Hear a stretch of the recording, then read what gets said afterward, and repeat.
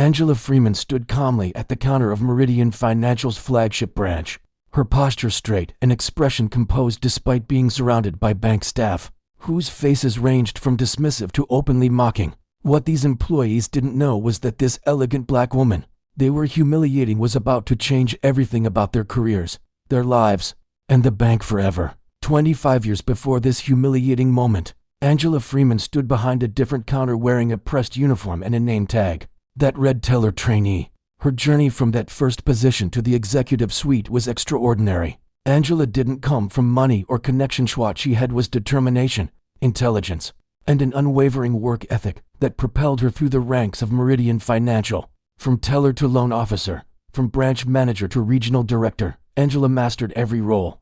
Along the way, she earned her MBA from Harvard, led record-breaking quarters in 3 different divisions, and developed a reputation as a problem solver who could turn around struggling branches. When she reached the C-suite as Chief Operations Officer 5 years ago, many thought she had hit the glass ceiling. They were wrong. 3 months ago, when Meridian's CEO announced his retirement, the board of directors found themselves at a crossroads. Despite Angela's impeccable credentials and 2 decades of loyal service, several board members expressed concerns about her readiness to lead. In private meetings, these concerns seemed to focus less on her qualifications and more on whether major clients would be comfortable with her black skin as the face of the company. After a contentious vote, Angela Freeman became the first black woman to lead Meridian Financial. In her acceptance speech, she declared, "I will ensure that every client, every employee, and every community we serve experiences the same level of respect and excellence. No exceptions." Behind closed doors, Angela had been tracking a disturbing pattern of customer complaints. While overall satisfaction scores looked good, digging deeper revealed significant disparities in service quality across certain branches and demographics.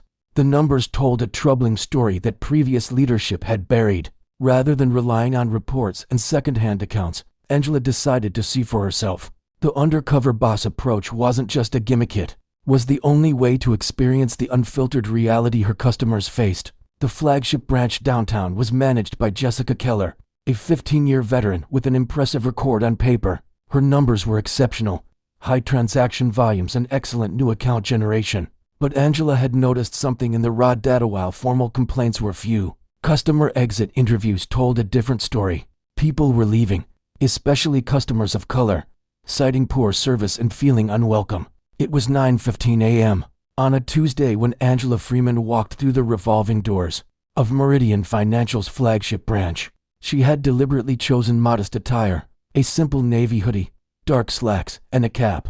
Her natural hair was styled conservatively, and her makeup was understated. She carried a well-maintained but not designer purse. To anyone looking, she appeared to be a casual middle-class woman, not the CEO of the entire institution.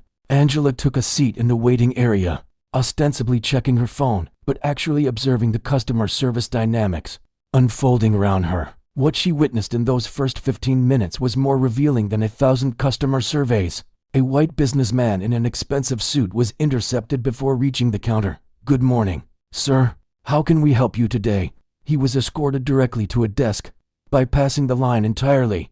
An elderly Asian couple entered and were directed to take a number and wait. No smile, no warmth, just a pointing finger toward the seating area. A young white woman in casual clothes approached the quick service counter. The teller chatted amicably with her, asking about her weekend plans. Transaction completed in under 2 minutes. A Hispanic man in janitor work clothes stepped up to the same counter. Suddenly there were additional questions, requests for multiple forms of ID, and a suspicious once-over from the teller. His simple check cashing took nearly 10 minutes. Angela watched this pattern repeat itself 6 more times before she finally approached the counter herself. By then, she had been waiting for 37 minutes. Despite the branch being only moderately busy, 3 white customers who had arrived after her had already been served. When Angela finally reached Teller But's window, the young woman's smile faltered. "How can I help you?" she asked, her tone noticeably cooler than it had been with the previous customer. "I'd like to make a withdrawal, please," Angela said, sliding her ID and withdrawal slip across the counter. The amount, $115,000. But's eyes widened slightly. She examined Angela's driver's license, then looked at her face, then back at the license. as if confirming they were indeed the same person. "This is a large amount," Beth said, her voice rising just enough to catch the attention of her colleague at the next window. "Yes, it is," Angela replied calmly, "but it's well within the daily limit for my account type." Beth didn't respond. Instead, she turned and whispered something to Mark, the senior teller at the next station. Mark glanced over, nodded, and then walked over, positioning himself directly behind Beth so he towered over the counter. "Is there a problem here?" he asked loudly, directing his question at Angela, not Beth. Heads turned throughout the lobby. Other customers stared. An older woman clutched her purse tighter. Angela felt the weight of every eye in the Placide's silent judgment, the immediate assumption that she must be doing something wrong. With remarkable composure, Angela placed her bank card on the counter alongside her ID. "No problem at all. I'm simply making a withdrawal from my account."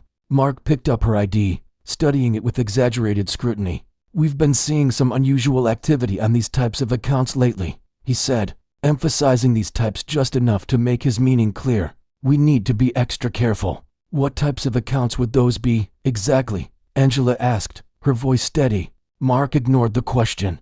"Beth, can you pull up the account history, please? Let's see what kind of transaction patterns we're looking at." As Beth tapped at her keyboard, another staff member drifted over. Richard, according to his name tag, leaned in and whispered something to Mark, not quite quietly enough. Probably one of those money laundering or check cashing schemes. Richard didn't even try to hide his contempt as he looked Angela up and down, taking in her modest clothing and natural hair with a smirk. "We just need to verify the funds are actually yours," he said with false sweetness. "You understand, right? It's for your protection."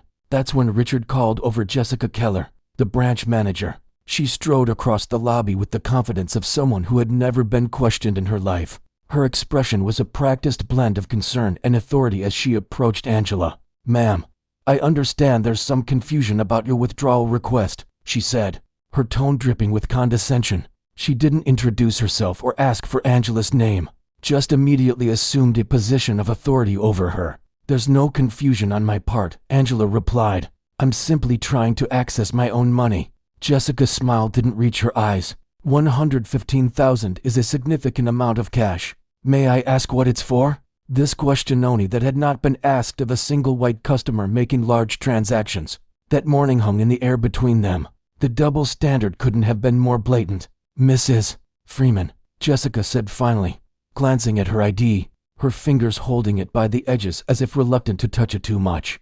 "This amount doesn't seem appropriate for someone like you. This bank prides itself on dignity, and we have a class of customers we serve, so we can't serve you here." There it was. The mask had slipped. In those few words, Jessica had revealed exactly what this was about: not security protocols, not banking regulations, just pure, unfiltered prejudice dressed up in corporate speak. Behind Jessica, the staff exchanged knowing glances. Beth looked down, seemingly uncomfortable, her hands fidgeting with a stack of deposit slips that didn't need straightening. Her body language screamed discomfort, but her silence made her complicit all the same. Mark and Richard didn't bother hiding their amusement. Richard actually snickered, covering his mouth with his hand in a poor attempt to conceal his laughter. "I'm curious," Richard chimed in, leaning against the counter with newfound confidence now that his boss was backing him up, his voice carrying deliberately to ensure nearby customers could hear. "Did you come into some money recently? A settlement perhaps? Or maybe an inheritance?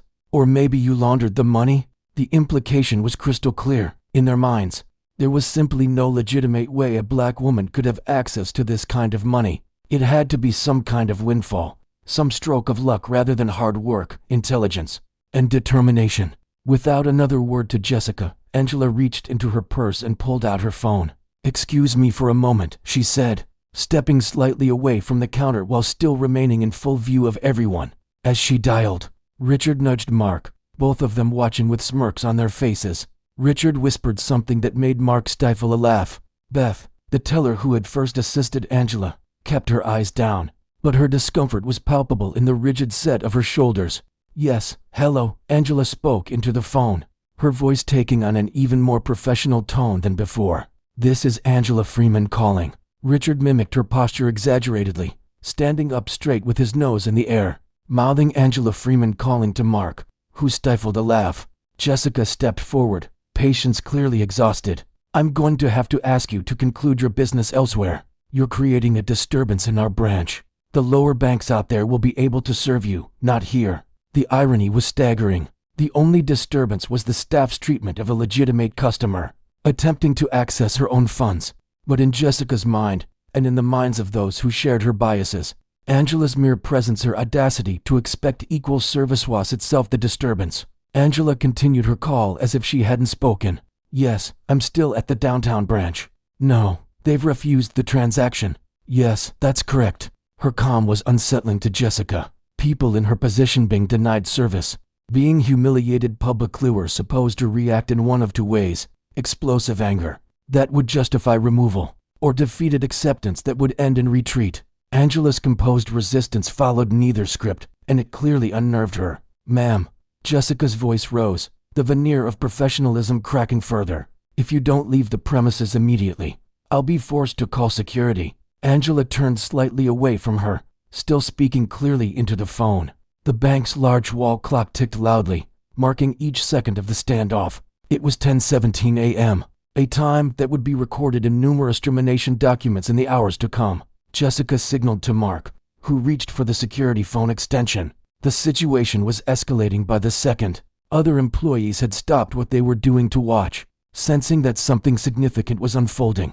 That's when Angela turned away from Jessica and spoke her final words into the phone, words that would change everything in the next few moments. "Diane, I need you in the downtown branch now." The name hit Jessica like a physical blow. Diane, as in Diane Porter, head of operations for the entire bank. Angela knew her? Angela had her direct number? A flicker of uncertainty crossed Jessica's face, the first crack in her confident facade. Who was this woman really? How did she have direct access to one of the most senior executives in the company? In the headquarters branch, the executive suite of Meridian Financial suddenly burst into activity. Diane Porter stood bolt upright at her desk, her face draining of color as she recognized the voice on the other end of the line, and realized who was calling her. Diane had worked alongside Angela for over a decade. They had broken countless glass ceilings together, navigated the treacherous waters of corporate finance as women of color, supported each other through personal and professional challenges. "Get me every customer complaint from the downtown branch for the past year," she barked at her assistant. "Every single one, even the ones that didn't make it into the formal review process."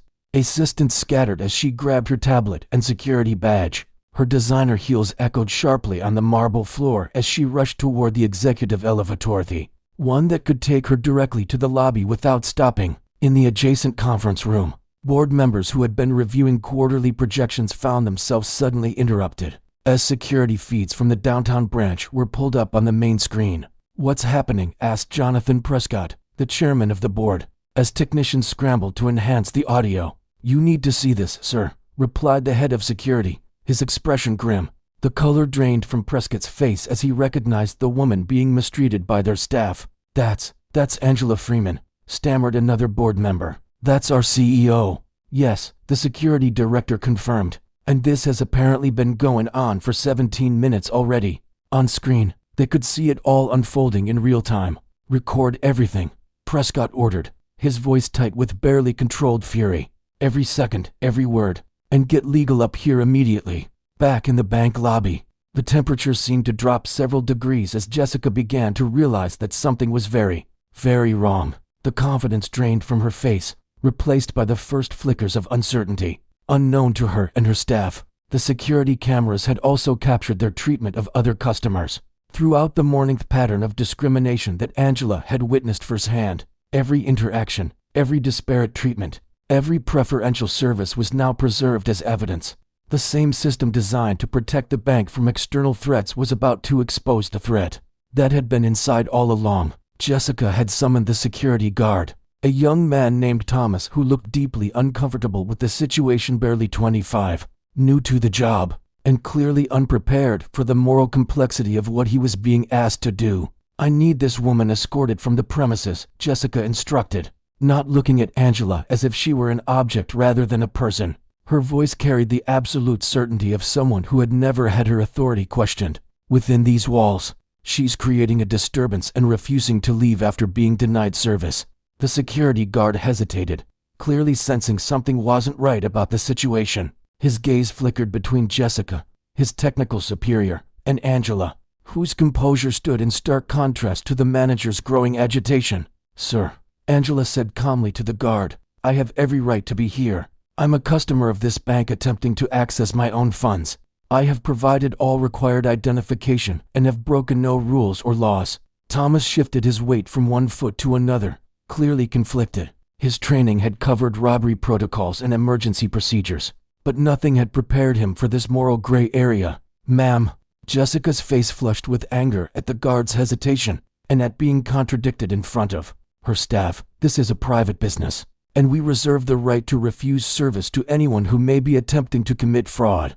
The accusation hung in the air. Fraud, without evidence, without foundation. Jessica had leveled one of the most serious allegations possible in a banking environment. And yet, to those watching, the true fraud was becoming increasingly apparent: fraud of equal service, of meritocracy, of fairness. The elevator chime sounded faintly in the distance. Jessica's head turned slightly at the sound, momentarily distracted. Something in the air had changed, like the pressure drop before a storm. The grand double doors of Meridian Financial's flagship branch burst open with such force that they slammed against the walls, the sound reverberating through the marble lobby like a thunderclap. Every head turned as Diane Porter strode into the space, her presence commanding immediate attention. The head of operations, second in command of the entire corporation, moved with the focused intensity of someone about to extinguish a fire. "Stop this immediately." Her voice carried the weight of absolute authority, not a request, not a suggestion, a command that froze everyone in place. Jessica Keller's expression shifted from irritation to confusion as she recognized the executive. In the 15 years she'd managed this branch, Diane Porter had visited perhaps 3 times, always scheduled weeks in advance, always with a formal agenda. Her unexpected appearance, the fury evident in her stride, triggered the first real flicker of fear in her eyes. The staff who had formed a wall of solidarity behind Jessica just moments ago suddenly found themselves uncertain. Richard's smirk vanished. Mark's crossed arms dropped to his sides. Beth looked as though she might faint, the color draining from her face entirely. Jessica attempted to regain control of the situation, smoothing her hair as she stepped forward with a practiced customer service smile. "Miss Porter, what an unexpected pleasure. Is there something? Do you have any idea who this is?" Diane cut her off, gesturing toward Angela, who remained perfectly composed amidst the chaos. The question hung in the air, heavy with implication. Jessica glanced at Angela, then back at Diane, confusion giving way to the first inkling of dread. Her mind raced through possibilities. Was she a friend of Diane's? A relative of a board member? A banking regulator? A potential high-net-worth client they'd been trying to court? Diane approached Angela, her entire demeanor transforming as she did. The righteous anger she had directed at Jessica gave way to profound respect as she addressed the woman who had been treated so shamefully. "I am so deeply sorry you experienced this, especially here," she said, her voice carrying throughout the silent lobby. Then she turned back to face the staff, her expression hardening once more. "This," she announced, her voice ringing with authority, "is Angela Freeman, the CEO of Meridian Financial. Your boss." The words landed like physical blows. Jessica staggered backward as if struck. Richard's hand flew to his mouth, his eyes widening in horror as the realization of what he had done while he had mocked sank in. Mark's face drained of all color, his Adam's apple bobbing as he swallowed repeatedly. Beth began to tremble visibly, tears welling in her eyes. "We've been watching," Diane continued, holding up her tablet. On the screen, security footage from throughout the day played in crystal clear definition. "We've seen how you treated Mrs. Freeman, and we've seen how you treat others." The tablet displayed split-screen comparisons. A white customer making a large withdrawal processed with smiles and efficiency juxtaposed with a Hispanic customer's identical request met with scrutiny and suspicion. A wealthy-looking client escorted directly to an office, while an elderly black woman waited 40 minutes for basic assistance. "Every interaction in this branch is recorded," Diane said, her voice tight with controlled fury. "Every single one. And what we've witnessed today is a pattern of discrimination so blatant, so egregious, that it violates not only our company policies but federal banking regulations." She began listing the violations methodically, each one another nail in the coffin of Jessica's career. Differential treatment based on perceived race or socioeconomic status, Failure to follow standard verification protocols consistently across all customers. Creating a hostile environment for a client attempting to access their own funds. Falsely accusing a customer of potential fraud without evidence. The main entrance opened again as 3 members of the board of directors entered the lobby, their expressions grave. Jonathan Prescott, Catherine Reynolds, and Dennis Whitehill, the highest authorities in the company beside Angela herself, had come down from their executive suite to witness the reckoning in person. Their presence elevated what was already a catastrophic event for Jessica and her team to something unprecedented in the bank's history. Board members simply did not appear on the front lines of daily operations unless something extraordinary demanded their personal attention. Throughout the confrontation, Angela had remained silent, watching not with satisfaction or vindication, but with the clear-eyed assessment of a leader witnessing the systemic failure that required correction. This wasn't personal for her, it was institutional, and her responsibility to address.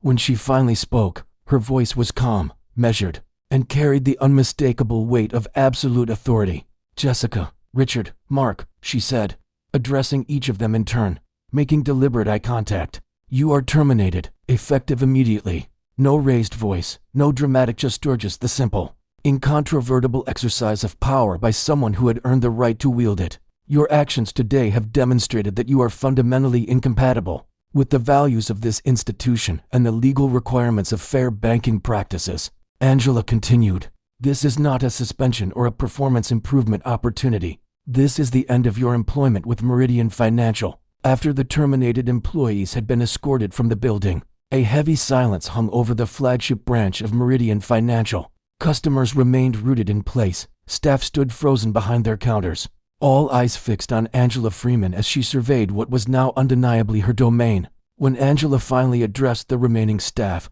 her voice carried not anger, but resolve, with clear, steady tone of a leader who had identified a problem and was already formulating its solution. "What happened today isn't just about 3 individuals making poor choices," she began, gathering the shell-shocked employees in a semicircle around her. "It's about a culture that allowed those choices to seem acceptably a culture. We are going to transform starting right now." The staff listened with rapt attention, many unable to meet her eyes, others nodding in shamefaced acknowledgement of truths they had long recognized but never confronted. Meridian Financial exists to serve ALL customers with dignity, respect, and fairness.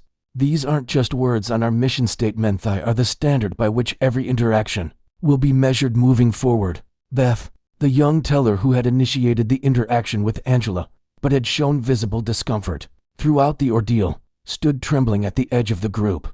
When Angela approached her, tears streamed down the young woman's face. "I'm so sorry," Beth whispered, voice breaking.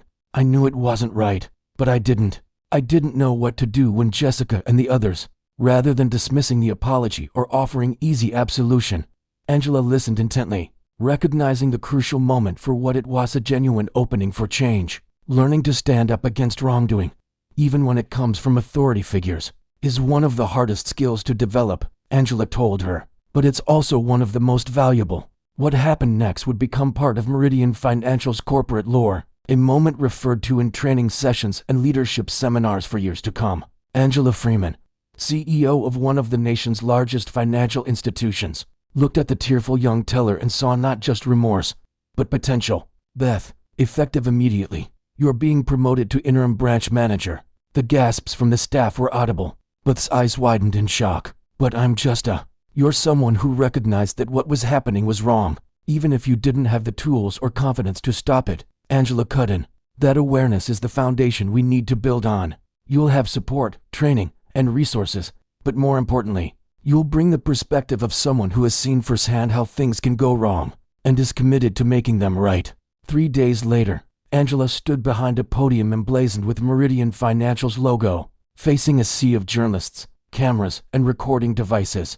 The press conference had been hastily arranged, but was meticulously choreographed to deliver a powerful message. "Today, Meridian Financial is announcing our new equitable banking initiative," Angela stated, her professional attire and commanding presence a stark contrast to the modest clothing she had worn during her undercover visit. "This comprehensive program represents an investment of $50 million in anti-discrimination training, community outreach, and internal accountability systems."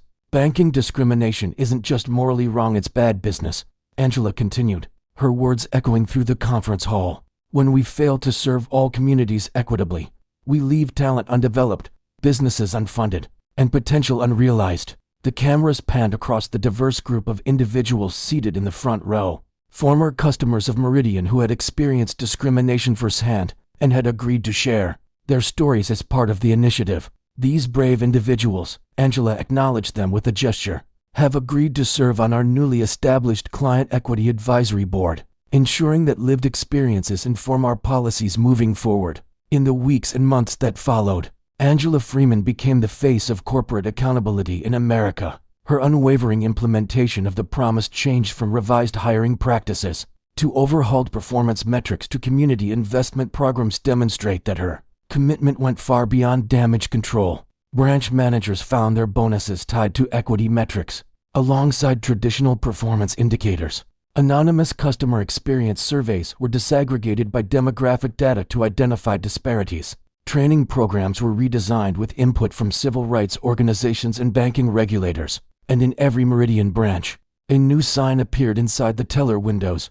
All customers deserve respect, dignity, and fair service. If your experience does not reflect these values, please call this number. Below was Angela Freeman's direct office line. 6 months after the transformative incident at Meridian Financial, Angela Freeman continued her undercover visits to branches across the country. This time, however, her mission was different. Instead of exposing discrimination, she was witnessing the profound cultural shift taking root throughout the organization. The firing of Jessica, Mark, and Richard had sent shockwaves through the entire banking industry. News outlets had covered the story extensively, with headlines ranging from CEO goes undercover, exposes banking discrimination, to how one black woman CEO transformed banking culture overnight. Financial industry publications analyzed the business impact of Angela's reforms. Within 6 months, Meridian had seen a 12% increase in new accounts from minority customers and a 22% rise in small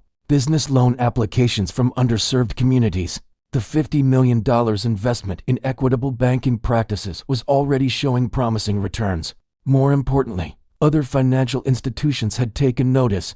3 major competitors had launched their own equity initiatives, and industry associations were developing new standards for measuring inclusive banking practices. Angela had been invited to speak at the Federal Reserve's annual banking conference about institutional transformation and equitable service delivery.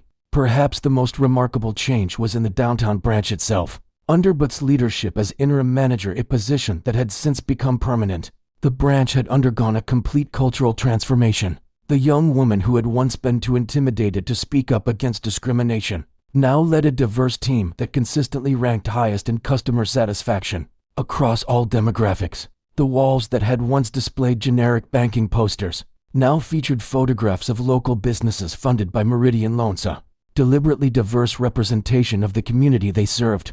Beth had implemented several innovative practices that were being adopted system-wide. Blind initial loan application reviews where customer names and photographs were removed to eliminate unconscious bias. Regular team discussions of service disparities identified through data analysis. Community office hours where local residents could speak directly with branch leadership about their banking needs and experiences. When Angela visited the branch undercover, she witnessed Beth gently but firmly correcting a new teller who had made assumptions about a customer's financial literacy based on their appearance. At Meridian, Beth explained later during the team meeting, we start with respect and build from there. Every customer deserves our best service, regardless of who they are or what they look like. Institutional learning. The most significant changes, however, had occurred at the institutional level. Angela had used the painful experience as a catalyst for systemic transformation. The bank's hiring practices had been completely overhauled, with diverse interview panels and blind resume reviews becoming standard procedure. Performance metrics for all customer-facing positions now included equity measures, alongside traditional productivity indicators. A new customer experience council with representatives from diverse communities met quarterly with executive leadership to provide feedback on policies and practices. All employees underwent comprehensive anti-bias training, not as a one-time event, but as an ongoing professional development requirement. Branch managers' compensation was now partially tied to equity metrics, and consistent service delivery across all customer demographics. Most importantly, Angela had created a culture where speaking up against discrimination was not just permitted, but expected. Employees at all levels knew that identifying and addressing disparate treatment was valued more highly than maintaining a false appearance of harmony. For Angela herself, the experience had been both vindicating and sobering. As CEO, she had the power to make sweeping changes, but she had also been forced to confront the reality that institutional discrimination could flourish even in an organization led by a black woman. The lesson, she explained in an interview with Harvard Business Review, is that representation at the top, while crucial, isn't sufficient. You need systems of accountability at every level. You need data that tells the truth even when it's uncomfortable. And you need a culture where doing the right thing matters more than protecting the status quo. The bank had established the Angela Freeman Equity in Banking Scholarship, providing full tuition for students from underrepresented communities pursuing careers in finance. The first cohort of 20 scholars would begin their studies in the fall, with guaranteed internships at Meridian branches. The former employees. As for Jessica, Mark, and Richard, their stories took different paths after their very public terminations. Jessica Keller, after being unable to secure another position in banking due to the publicity surrounding her firing, had eventually found work at a small credit union in another state. The experience had forced her to confront her biases, though whether this led to genuine change or merely better concealment of her prejudices remained an open question. Mark had disappeared from the financial industry entirely, reportedly retraining as a carpenter's apprentice. Former colleagues who maintained contact reported that he still blamed Angela for overreacting and playing the race card, seemingly unable to recognize the harm in his actions. Richard, surprisingly, had experienced the most profound transformation. After months of unemployment and reflection, he had reached out to Angela through a heartfelt letter acknowledging his behavior and asking not for forgiveness or reinstatement, but for guidance on how to become part of the solution rather than the problem. She had met with him once, a tense but productive conversation that led to his current role with a nonprofit focused on financial literacy in underserved communities. 1 year after her undercover visit, Angela Freeman stood at a podium again, this time accepting the National Urban League's Corporate Leadership Award. The citation praised her not just for exposing discrimination, but for creating sustainable institutional change. Real leadership, Angela said in her acceptance speech, isn't about avoiding problems or pretending they don't exist. It's about having the courage to see things as they truly are, even when that truth is painful. It's about creating systems where doing the right thing becomes the easiest thing. The banking industry would never be the same. What had begun as one CEO's determination to understand her customers' experiences had catalyzed a movement toward truly equitable financial services. Other institutions were now following Meridian's lead, implementing their own versions of Angela's reforms. Most importantly, in branches across the country, customers of all backgrounds were walking through the doors of Meridian Financial with the confidence that they would be served with dignity, respect, and fairness, not because of how they looked or what they wore, but simply because that was the standard to which everyone was held. As Angela continued her periodic undercover visits, she no longer needed to document discrimination. Instead, she collected stories of transformations where employees went above and beyond to ensure every customer felt valued. These stories became part of the bank's new culture, shared in training sessions and celebrated at company gatherings. The mission statement that had once seemed like empty words, building financial success together with trust, respect, and integrity, had finally become a lived reality.